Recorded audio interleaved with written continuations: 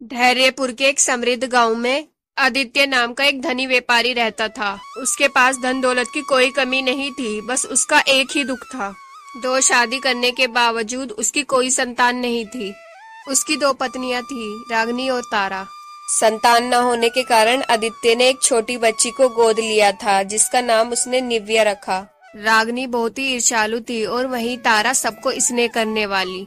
रागनी ने केवल पैसों के लिए आदित्य से शादी की थी। रागनी निव्या से बहुत बुरा व्यवहार करती थी और उसे कभी प्यार नहीं देती थी, और वहीं तारा निव्या को बहुत प्यार करती और उसका बहुत ख्याल रखती थी। अक्सर निव्या का नाम लेकर वो दोनों आपस में लड़ती रहती थी। अभी तक कहाँ थी तू? मैं अकेले सारे काम कर रही हूँ। आदित्य ने बोला था कि निव्या को स्कूल से लाने ले जाने का काम मुझे करना होगा। उसी काम से गई थी। इस लड़की के साथ तो एक और मुसीबत आ गई। ना जाने कहां से उठाकर उसे हमारे सर मढ़ दिया है। सिर्फ थोड़ा सा आराम और सुख पाने के लिए इस आदमी के साथ रह रही हूँ, नहीं तो कब का ये घर छोड़ चुकी होती। अगर मेरे बस में होता तो उस उठाई हुई लड़की को धक्के मारकर घर से बाहर निकाल देती, लेकिन उस लड़की के लिए तो आदित्य की दीवानगी की कोई हद नहीं। दिन भर बाहर से लौटने के बाद भी उसी के इर्द गिर्द रहता है। लोग अपनी असली संतान के लिए भी इतनी दीवानगी नहीं दिखाते जितनी यह उस गोद ली हुई लड़की के लिए करता है। उस दिन देखा था, बाहर से लौटने के बाद जब सुना कि लड़की ने खाना नहीं खाया है तो मुझ पर चिल्लाने लगा। शादी के समय कह रहा था कि मेरे नाम जमीन करेगा, और अब शादी को 8 साल हो गए हैं और अभी तक जमीन नहीं दिखी। अरे रागनी दीदी, वो छोटी बच्ची है, आपको उससे जलन क्यों होती है? मुझे ये समझ नहीं आता। बच्ची वो तुम्हारी और आदित्य की होगी, मेरी कुछ नहीं। इस तरह रागनी अपना पूरा दिन आदित्य और निव्या की बुराई करके बिताती थी। आदित्य निव्या से बहुत प्यार करता था। उसकी बेटी ना होने के बावजूद वो उसका पूरा ध्यान रखता और उसे किसी चीज की कमी न होने देता। निव्या आदित्य को अपना पिता मानती थी। निव्या की हर खुशी के लिए आदित्य उसकी हर जरूरत पूरी करता था। रागनी निव्या से नफरत करती थी, इस बात को आदित्य अच्छी तरह से जानता था, लेकिन निव्या कभी उनके बारे में बुरा नहीं कहती थी। वो हमेशा उनके लिए अच्छी बातें ही बोलती थी। निव्या बेटा, बहुत रात हो गई है, अब तुम सो जाओ, सुबह तुम्हें स्कूल भी जाना है। तारा माँ, मैं थोड़ा सा और पढ़ लूँ, मैं फिर सो जाऊंगी। ठीक है बेटा, लेकिन ज्यादा देर तक उठे मत रहना, मैं चलती हूँ। तारा के जाने के बाद वहाँ पर आदित्य आ जाता है। बेटा निव्या, इतनी रात तक पढ़ाई कर रही हो? क्या तेरे इम्तिहान चल रहे हैं? नहीं पापा, बहुत जल्द शुरू होने वाले हैं, लेकिन मेरा मन है कि इस बार मैं क्लास में सबसे अच्छे नंबर लाऊं। तू जरूर अच्छा करेगी, लेकिन इतनी देर रात तक जगना सेहत के लिए अच्छा नहीं है। दिमाग को मत थका बेटा। ठीक है पापा, अब से मैं जल्दी सो जाया करूंगी, आप चिंता मत करो। आप अभी अभी लौटे हैं, जाइए मुंह हाथ धोकर खाना खा लीजिए। पूरे दिन भर में कोई परेशानी तो नहीं होती बेटा जब मैं यहाँ नहीं रहता? घर में कोई तुझे डांटता फटकारता तो नहीं है? नहीं पापा, मुझे कोई क्यों डांटेगा? जब आप नहीं होते तभी माँ लोग मेरा पूरा ख्याल रखती हैं। इतनी छोटी सी उम्र में कितनी समझदारी से झूठ बोल रही है मेरी बेटी। मैं अच्छी तरह से जानता हूँ कि जब मैं घर नहीं होता वो तुझ पर कितना अत्याचार करती है, फिर भी तू मुझसे कुछ नहीं कहती मेरी बच्ची। उम्र में छोटी होने के बावजूद निव्या बहुत बुद्धिमान थी। वो हमेशा अपना दुख दूसरों से छुपा कर रखती थी। आदित्य के बगल वाले घर में अर्नव और उसकी पत्नी संगीता रहते थे। अर्नव और आदित्य में बहुत अच्छी दोस्ती थी। संगीता निव्या को भी बहुत स्नेह देती थी, लेकिन उसका पति आरव निव्या को बिल्कुल भी पसंद नहीं करता था। वो हमेशा संगीता से कहता कि वो निव्या से दूर रहे, और इसका कारण सिर्फ ये था कि आदित्य की असली बेटी नहीं थी वो। सुना है निव्या मुझसे मिलने आई थी और तुमने उसे भगा दिया। अरे आजकल गांव में इतने जासूस कहां से आ गए, कोई भी बात तुमसे छुपती ही नहीं है, सब तुम्हारे कानों तक पहुंच ही जाती है। उल्टे सीधे सवाल मत करो, जो मैंने पूछा है ना उसका जवाब दो। हाँ बिल्कुल सही सुना तुमने, वो लड़की तुमसे मिलने आई थी और मैंने उसे डांट के भगा दिया। लेकिन क्यों? उसने तुम्हारा क्या बिगाड़ा था? कोई छोटी सी बच्ची के साथ ऐसा व्यवहार करता है क्या? वाह वाह वाह, उस बच्ची के लिए इतनी ममता मत दिखाओ। कोई पहचान नहीं, ना जाने कहां से उठाकर ले आया आदित्य, और अब उसे अपनी बेटी बना लिया। वो आदित्य की अपनी बेटी हो या नहीं, तुम्हें क्या फर्क पड़ता है? उस छोटी सी बच्ची से तुम्हें इतनी समस्या क्यों? ओह, ये मेरा घर है और इसमें कौन आएगा और कौन नहीं आएगा इसका फैसला मैं करूँगा। और मैं कह देता हूँ, उस लड़की के साथ ज्यादा प्यार दिखाने की जरूरत नहीं है। अब मैं क्या करूँगी और क्या नहीं ये भी तुमसे पूछकर करना होगा। बिल्कुल, तुम्हें जो भी करना होगा मुझसे पूछ के ही करना होगा, और ये अजनबियों पर भरोसा करना बंद करो। ये कोई नई बात नहीं थी। अक्सर निव्या को लेकर अर्नव और संगीता में झगड़े होते रहते थे, लेकिन इसके बावजूद संगीता निव्या से बहुत प्यार करती थी। गांव के सबसे लालची और चालाक स्वभाव के दो व्यक्ति थे, धीरेन्द्र और नुकुल। धीरेन्द्र एक बूढ़ा आदमी था और नुकुल उसके दोस्त का बेटा। इन दोनों का काम था लोगों की सरलता का फायदा उठाकर या जबरदस्ती दूसरों की जायदाद हथिया लेना। आदित्य के पास एक उपजाऊ जमीन थी। उसी जमीन पर नुकुल और धीरेन्द्र की नजर थी। उनका एकमात्र उद्देश्य था कि किसी भी तरह से आदित्य से वो जमीन छीन लेना।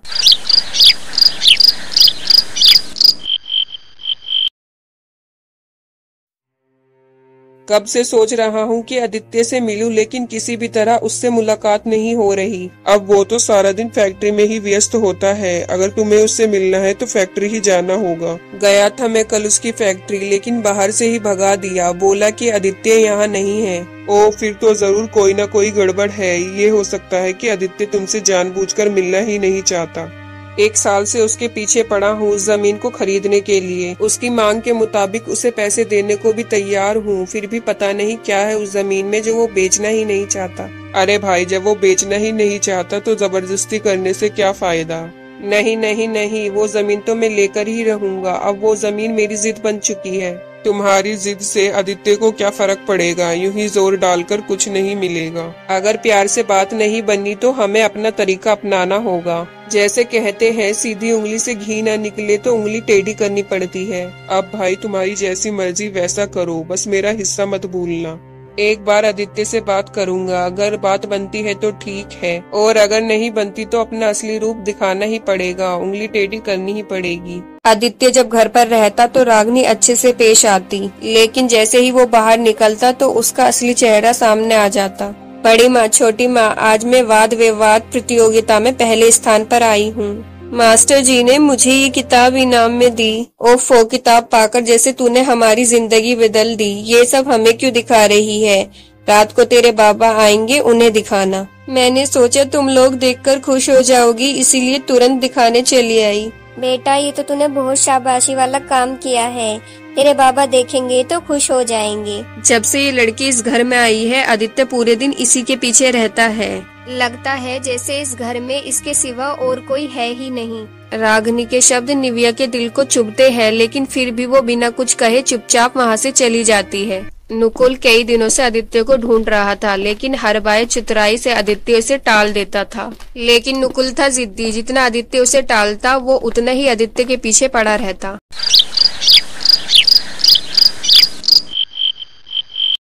एक दिन अचानक सड़क पर दोनों की मुलाकात हो जाती है। अरे, आपको मेरी बात समझ में नहीं आती है क्या? मैंने पहले ही आपसे कह दिया है कि मैं तुमसे मिलना नहीं चाहता हूँ, फिर बार बार क्यों मेरे पीछे पड़े हो भाई? ओहो, मैं तो आपको बहुत अच्छा ऑफर दे रहा हूँ, यहाँ तक कि मोटी रकम देने को तैयार हूँ। अरे, रोकड़ा मिलेगा रोकड़ा, फिर भी आप ऐसी बेवकूफी कर रहे हो। क्यों कर रहे हो आदित्य भाई ऐसा? क्या आपको समझ में नहीं आता है क्या? आप मुझे करोड़ों रुपए दो तभी मैं नहीं बेचूंगा, नहीं बेचूंगा। आप मुझे परेशान करना बंद करो। अरे शांति शांति। अरे देखिए आदित्य भाई, मैं आपसे शांति से बात करने की कोशिश कर रहा था ताकि सब कुछ आपसी सहमति से हो जाए, लेकिन अब देखिए, अगर आप सही तरीके से नहीं मानते तो अब मुझे दूसरा तरीका अपनाना पड़ेगा। तो अब आप मुझे धमकी दे रहे हैं। अगर आपने मुझे और मेरे परिवार को कोई नुकसान पहुँचाने की कोशिश की ना, तो मैं आपको पुलिस में दे दूंगा। मुझे पुलिस से डराने का कोई फायदा नहीं, मैं आपको पहले ही बता देता हूँ। बल्कि आप ही उल्टा सतर्क रहिए। मैंने तो आपसे अच्छे से कहा था, लेकिन अब नतीजा भुगतने के लिए तैयार रहिएगा। सुन, तेरी ये फालतू की धमकियाँ किसी और को देना, मुझे डराने की कोशिश मत करना। अगर मेरा दिमाग खराब हो गया तो। आदित्य बाबू, आपको धमकियों से डर नहीं लगता, लेकिन जब आपके अपनों को कुछ होगा तब आप जरूर डरेंगे, क्योंकि उसके जिम्मेदार आप होंगे और मैं वही करूंगा। तब आपको समझ में आएगी कि नुकुल की बात को टालने का अंजाम क्या होता है। नुकुल बंसी बजाता है और सामने वाले की पुंगी बज जाती है। समझ गए? मैं तो बस बात बता रहा था, बाकी आपकी मर्जी। अगर सचमुच में उसने मेरी परिवार को कुछ कर दिया तो नहीं नहीं, हिम्मत रखनी होगी। नुकुल चाहे कितनी भी धमकियां दे, लेकिन आदित्य आत्मविश्वास नहीं खोता और साहस के साथ स्थिति का सामना करता है।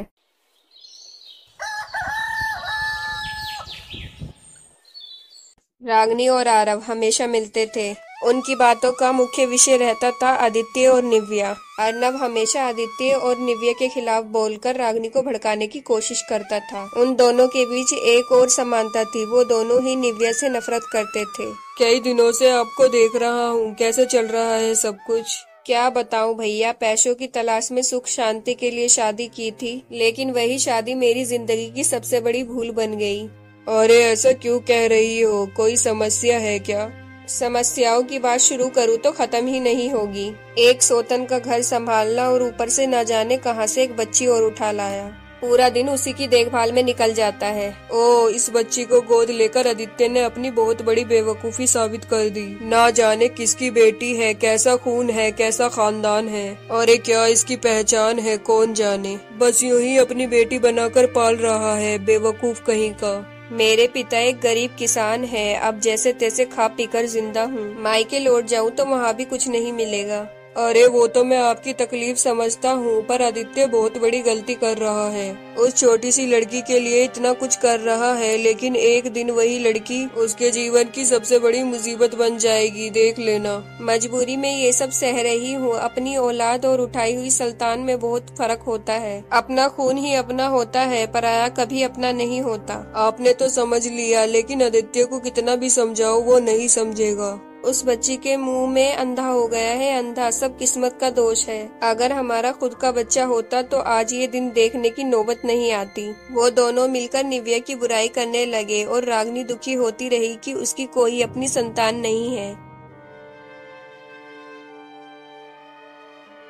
आदित्य के बाद सिर्फ संगीता ही थी जो निव्या से दिल से प्यार करती थी। जब भी निव्या का मन उदास होता तो वो संगीता के पास जाकर बात करती। रागनी के बुरे व्यवहार के बारे में भी निव्या सिर्फ संगीता को बताती थी। उनके बीच एक खास रिश्ता था जो खून के रिश्ते से भी बढ़कर था। हर बार जब आती है तो खूब सारी बातें करती है। स्कूल में क्या हुआ, दोस्तों ने क्या कहा, जब भी आती है सब बताती है। आज इतनी चुप क्यों है? आंटी, क्या सब मुझसे इसलिए नफरत करते हैं कि मैं बाबूजी की अपनी बेटी नहीं हूँ? क्या मैं किसी की मोहब्बत के काबिल नहीं? ऐसी बातें क्यों कर रही है? तू इस दुनिया की हर ममता और प्यार की हकदार है। तो फिर बड़ी माँ मुझसे इतनी नफरत क्यों करती है? जब भी मैं उनके पास जाती हूँ मुझे दूर भगा देती हैं। हम चाहे कितनी भी कोशिश करें, दुनिया में हम सबको खुश नहीं रख सकते बेटा। क्या वो पूरी जिंदगी मुझसे नफरत ही करती रहेंगी, कभी मुझे अपनाएंगी नहीं? धैर्य रख, एक दिन ऐसा आएगा वो जब तेरी कीमत समझेंगी और तुझे गले से लगा के रखेंगी। मैं तो उस दिन का बरसों से इंतजार कर रही हूँ जिस दिन वो मुझे अपनाएंगी। उस दिन मैं सबसे खुश इंसान बन जाऊंगी। तू कितनी भोली है, कितनी बार कहा है कि बाबूजी को सच्चाई बता कि वो जब घर नहीं होते तो ये रागनी तुझसे कैसे पेश होती है, लेकिन तू मेरी बात नहीं मानती। जब कोई किसी से नफरत करता है तो कितना बुरा लगता है मैं महसूस कर सकती हूँ, इसलिए मैं नहीं चाहती कि बाबूजी इनसे नफरत करे। छोटी सी निव्या के मुंह से इतने गहरे शब्द सुनकर संगीता सहम जाती है। जब से आदित्य ने नुकुल का प्रस्ताव ठुकरा दिया तब से ही नुकुल बदले की आग में जल रहा है। वो धीरेन्द्र के साथ मिलकर योजना बना रहा था आदित्य को सबक सिखाने की और उसकी जिंदगी बर्बाद करने की, और उसका मकसद था आदित्य को कमजोर बनाकर उसकी जमीन छीन लेना, और धीरेन्द्र भी उसके साथ था। मैं तो तेरे साथ हूँ, लेकिन जो भी करना सोच समझ कर करना। मुझे तो इतना गुस्सा आ रहा है ना, उसने मेरे प्रस्ताव को अपमानित करके ठुकरा दिया, दिमाग खराब करके रख दिया और मुझे पुलिस की धमकी दी। मैं उसे ऐसा सबक सिखाऊंगा कि जिंदगी भर याद रखेगा कि नुकुल से पंगा लेना कैसा होता है। साला पुंगी बजा दूंगा मैं उसकी। शांति रख शांति, और ये बता क्या करेगा तू? उसकी सजा उसके परिवार को देना ये सही है क्या? ऐसा है, अब मुझे सही गलत की परवाह नहीं, मेरा दिमाग खराब हो चुका है। अब मैं बस एक ही बात जानता हूँ, वो है बदला। जब तक आदित्य को सड़कों पर रोता हुआ नहीं देखूंगा तब तक मेरा गुस्सा शांत नहीं होगा। अरे पर ये जरूरी है कि उसके परिवार को इस मैटर में घसीटा जाए। उनका तो कोई लेना देना ही नहीं है नुकुल। आदित्य से सीधा टकराऊंगा तो वो डरने वाला नहीं है, लेकिन उसका परिवार उसकी कमजोरी है और मैं उसकी कमजोरी का फायदा उठाऊंगा। ऐसी नब्ज दबाऊंगा कि वो तड़प उठेगा ऊपर से नीचे तक लेकर। हाँ, तब तो हमें आदित्य की गतिविधियों पर कुछ दिनों तक नजर रखनी होगी और सही मौका मिलने पर हमला करना होगा। आदित्य आदित्य आदित्य, तू नहीं जानता कि तूने किससे पंगा लिया है। अब रोने और पछताने के लिए तैयार हो जा, क्योंकि तेरा बुरा वक्त आ चुका है। अब तेरा बैंड बजने वाला है। आदित्य और आरव कभी बहुत अच्छे दोस्त थे, लेकिन जब से उसने निव्या को गोद लिया, आरव ने बिना किसी वजह से आदित्य से दूरी बनानी शुरू कर दी। हालांकि आदित्य ने इस पर ज्यादा तवज्जो नहीं दी, क्योंकि उसके लिए निव्या ही उसकी पहली प्राथमिकता थी। और कैसे हो आरव? अरे क्या कहूँ, आजकल इतना व्यस्त हो गया हूँ कि तुमसे मिल ही नहीं पाता। चलो अच्छा हुआ जो तुमसे मुलाकात हो गई। जब तेरे पास अपने परिवार के लिए वक्त नहीं तो मेरे लिए वक्त कहाँ से निकालेगा भाई? ये तू क्या बात कर रहा है? और तुझे ये किसने कहा कि मैं अपने परिवार को वक्त नहीं देता? शायद मैंने गलती से गलत बात कह दी। परिवार को तो समय देते हो भैया, लेकिन सिर्फ उस गोद ली हुई बच्ची को। अब तो तेरे लिए परिवार का मतलब सिर्फ वही लड़की है। अबे तू मेरा दोस्त है और दोस्त की तरह रहेगा तो मुझे अच्छा लगेगा। मेरे निजी जीवन पर टिप्पणी करने की कोई आवश्यकता नहीं। अरे भाई माफ करना, तेरे साथ तो तेरी पत्नियां ही दिल खोलकर बात नहीं कर पाती। मैं तो फिर भी बाहरी इंसान हूँ, जैसे कि तूने कहा। बस एक बात कहूँगा, तू बहुत बड़ी गलती कर रहा है। ओ भाई आरव, तू अपने जीवन पर ध्यान दे। ऊपर वाला तेरा भला करे। नमस्ते। नुकुल और धीरेन्द्र बहुत दिनों से आदित्य के परिवार को नुकसान पहुंचाने की योजना बना रहे थे। कई दिनों तक मौके की तलाश के बाद एक दिन आखिरकार ऐसा मौका मिल ही गया। आदित्य को एक व्यापारिक काम से एक दिन के लिए शहर जाना पड़ा।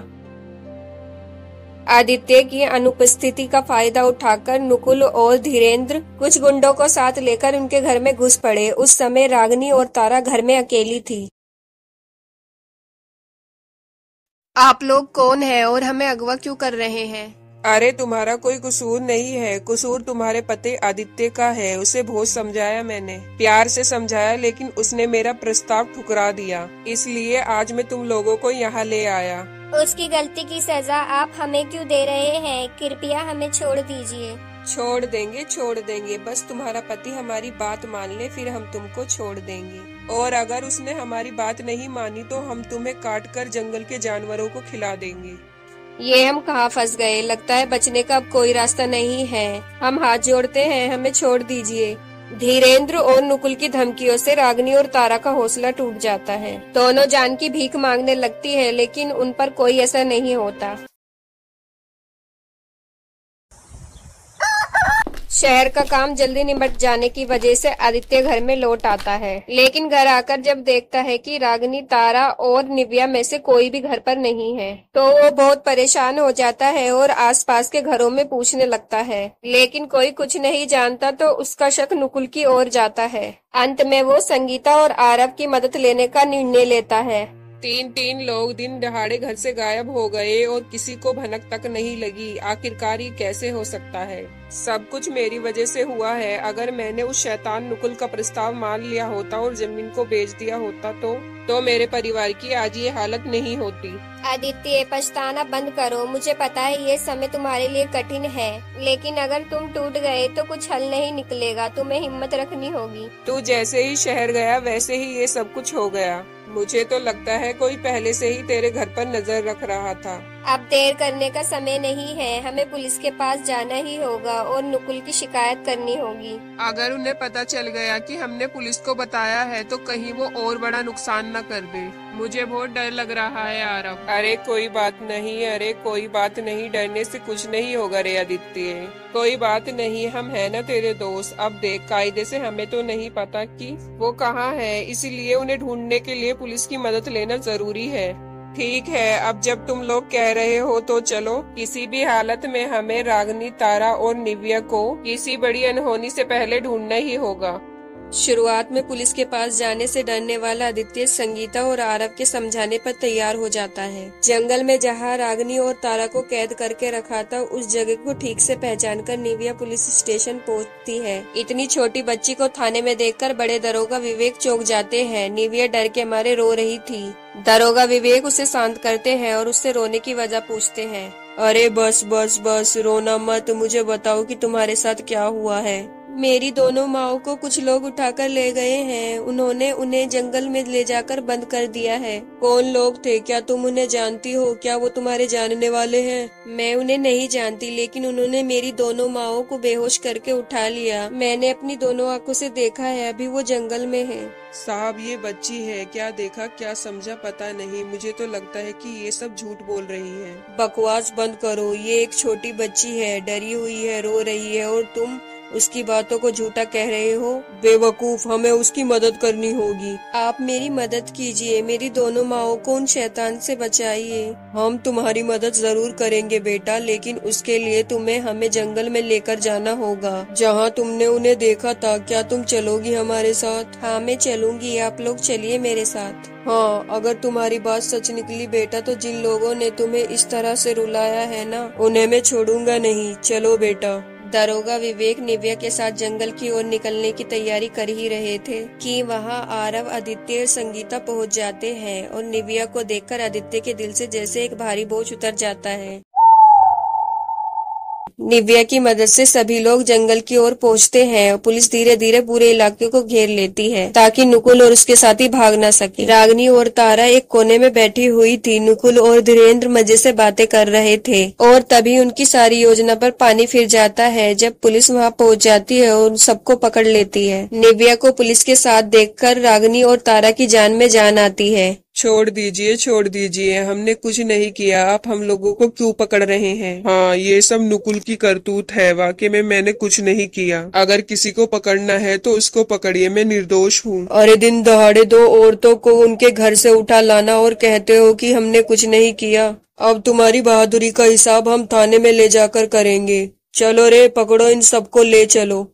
सिर्फ एक जमीन के टुकड़े के लिए तू इतना बड़ा नुकसान करेगा? मैं ये सब सोच भी नहीं सकता था। वो तो शुक्र है भगवान का कि मेरी बेटी ने सब देख लिया था, नहीं तो आज तो मैं सब कुछ खो बैठता। दरोगा बाबू, इन शैतानों को ले जाइए और इन्हें ऐसी सजा दीजिए जो ये कभी भूल न पाए। आदित्य बाबू, आप सच में बहुत भाग्यशाली है कि आपकी इतनी समझदार और इतनी प्यारी बेटी है। आज उसी की सूझबूझ से ये सारे पकड़े गए और 2 लोगों की जान बची। देखा रागिनी, जिसे तुमने हमेशा नफरत की नजर से देखा, जिसे तुमने अपने जीवन की बदकिस्मती समझा, उसी के कारण आज तुम्हारी जान बच पाई। निव्या ने चुपचाप तुम दोनों को अपनी माँ की तरह प्यार किया, लेकिन तुम लोग उसके प्यार को नहीं समझ पाई। रागिनी और तारा कुछ कह नहीं पाती, बस पछतावे के आंसू बहाती। कई सालों की तपस्या और इंतजार के बाद छोटी निव्या अपने दिल में रागिनी और तारा के लिए जो प्यार था वह उन्हें समझा पाने में सफल होती है। रागिनी अपनी सारी गलतफहमियां दूर करती है और आदित्य की तरह वो भी निव्या से प्यार करने लगती है। आज तक हमने तेरे साथ बहुत अन्याय किया, लेकिन तूने हमारी जान बचा ली। तूने सिर्फ हमारी जान नहीं बचाई, तूने हमें एक नई जिंदगी दी है। हम तो पहले से ही इंसान थे, लेकिन हमारे अंदर जो इंसानियत की कमी थी उसे तूने पूरा कर दिया। और इसलिए अब से तू हमें बड़ी माँ या छोटी माँ नहीं कहेगी। तो मैं आपको क्या कहूँगी? आज से मैं हूँ तेरी अच्छी माँ और मैं हूँ तेरी नई माँ।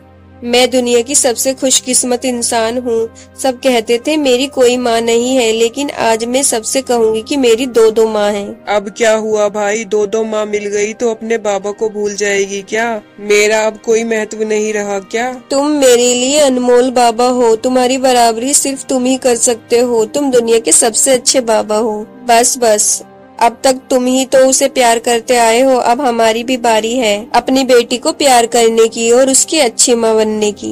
हाँ, कभी नहीं सोचा था कि मेरा घर एक दिन इतनी खुशी और शांति से भर जाएगा। अब ये घर नहीं, मेरे लिए स्वर्ग से भी बढ़कर है। आज मैं बहुत खुश हूँ। जैसे ही परिवार में खुशियाँ लौटती है, कहानी एक चौंकाने वाला मोड़ ले लेती है।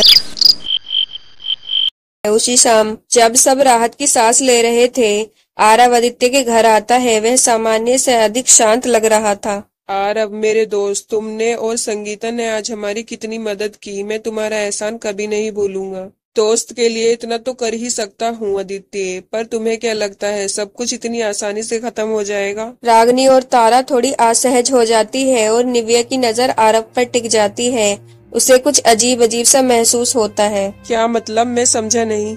मतलब ये कि नुकुल और धीरेन्द्र तो सिर्फ मोहरे थे आदित्य, इस पूरे खेल का असली मास्टरमाइंड तो कोई और ही है। आरव, तुम ये क्या बोल रहे हो? संगीता, अब ढोंग करने का कोई फायदा नहीं है। आदित्य, तुम्हें याद है ना तुम्हारी वो उपजाऊ जमीन जिस पर नुकुल और धीरेन्द्र की नजर थी? है तो वो जमीन असल में मेरी थी। तुम्हारे पिताजी ने धोखे से मेरे दादाजी से वो जमीन हथिया ली थी। मैं बचपन से ये सब जानता था और मैंने हमेशा बदला लेने का सपना देखा था। सब ये बात सुनकर सुन रह जाते हैं और संगीता जमीन पर गिर पड़ती है।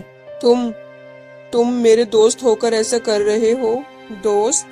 दोस्ती तो एक मुखौटा थी आदित्य। जिस दिन तुमने उस अनाथ बच्ची निव्या को गोद लिया था उस दिन मैंने अपनी चाल शुरू कर दी। मुझे पता था कि तुम उसे अपनी कमजोरी बनाओगे। मैंने ही नुकुल और धीरेन्द्र को तुम्हारे पीछे लगाया था। उन्हें पैसे दिए थे ताकि वे तुम्हारी जमीन हथियाने की कोशिश करें। लेकिन अगवा करने की साजिश, वो भी मेरा ही प्लान था। मुझे पता था कि तुम दोनों से बदला लेना आसान होगा और आदित्य को ज्यादा दर्द होगा अगर उसके परिवार को कुछ हो। जब निव्या ने पुलिस को खबर दी तो मुझे पता था कि नुकुल और धीरेन्द्र पकड़े जाएंगे, पर उससे क्या, मेरा असली मकसद तो तुम्हें कमजोर करना था और फिर तुम्हारी जमीन छीन लेना। मैंने तुम्हें पुलिस के पास जाने के लिए समझाया ताकि तुम मुझ पर और भी ज्यादा भरोसा करो। हर बात में मैंने तुम्हें ये एहसास दिलाया कि मैं तुम्हारे शुभचिंतक हूँ। तो आप भी मुझसे नफरत करते थे, इसलिए नहीं कि मैं उनकी असली बेटी नहीं थी, बल्कि इसलिए कि मैं उनकी जायदाद की इकलौती वारिस थी। तुम बहुत बहादुर हो बच्ची, काश तुम मेरे रास्ते में ना आती। तुमने मुझे भी धोखा दिया आरव। ये सब तुम्हारे लिए ही तो कर रहा था मैं। ये जमीन हमारे परिवार की थी। पुलिस, कोई पुलिस को बुलाओ। पुलिस? हाँ, जब तक पुलिस आएगी जब तक मैं ये घर जमीन सब तुम्हारा अपने नाम कर चुका होऊंगा। मैंने पहले ही सारे कागजात तैयार कर लिए थे। जब तुम शहर के बाहर गए थे तब मैंने तुम्हारे जाली दस्तखत किए थे। तभी दरोगा विवेक, जो किसी काम से वापस आए थे, दरवाजे पर खड़े होकर उन्होंने पूरी बात सुन ली थी। तुमने तो हमें बहुत बेवकूफ बनाया आरव बाबू। आरव का चेहरा पीला पड़ गया था। वह भागने की कोशिश करता है लेकिन दरोगा विवेक और उनके साथी उसे पकड़ लेते हैं। आरव के पकड़े जाने के बाद जाली कागजात रद्द कर दिए जाते हैं। अंत में निव्या की सरलता के आगे सभी की नफरत और ईर्ष्या हार मान लेती है। दुख के काले बादल छट जाते हैं और एक नई सुखद सुबह का सूरज उगता है। धैर्यपुर गांव में आदित्य, रागनी और तारा निव्या एक साथ मिलकर खुशी खुशी रहने लगते हैं।